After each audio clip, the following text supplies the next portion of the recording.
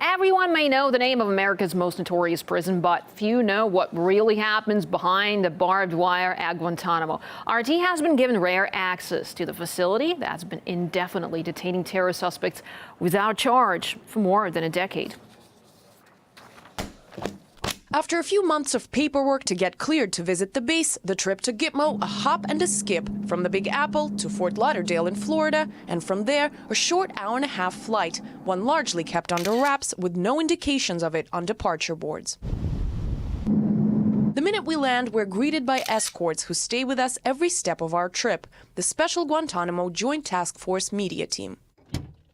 One of them, Sergeant Rebecca Wood, far from the stereotypical face you might imagine, working at a place like this controversial military base. As we soon learned, the first of many surprises. This is a really big break for me in my career, for my military resume. The people I work with every day, they share the same idea. Like, they're all very proud to be here. She joined the U.S. military a decade ago with no money for college. At 28, Guantanamo's her second deployment. You've heard about it in like several movies, but you don't really, it's just a place that people forget about. Like, they don't ever think about it. Getting to the main part of the base is a slow-paced trip. We have to wait for a ferry to take us across the bay and are taken to visit a beach first, one of a handful of scenic locations you wouldn't really expect here. We're headed to the lodging area now. It's about a 20-minute ferry ride from one side of the Guantanamo Bay area where the airport is and several marine residences, but the main part of the naval base and the detention camp are over there,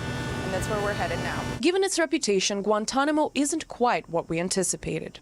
As we approach the main area, it's interesting to note that to the unsuspecting, this place looks just like another tropical island with an American flag.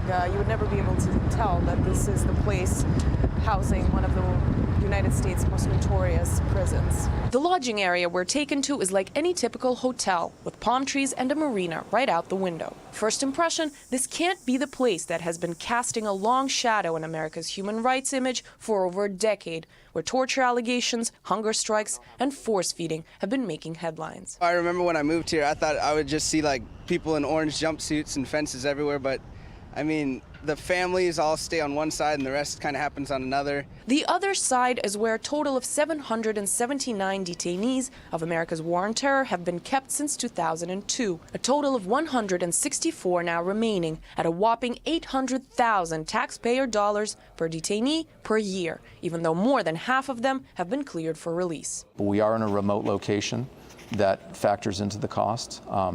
It costs what it costs to do it right. What doing it right means to those running America's most infamous detention facility, and what lays beyond the picture-perfect scenery, all the realities of Guantanamo in our reports to follow. Anastasia Churkina, RT, Guantanamo Bay, Cuba.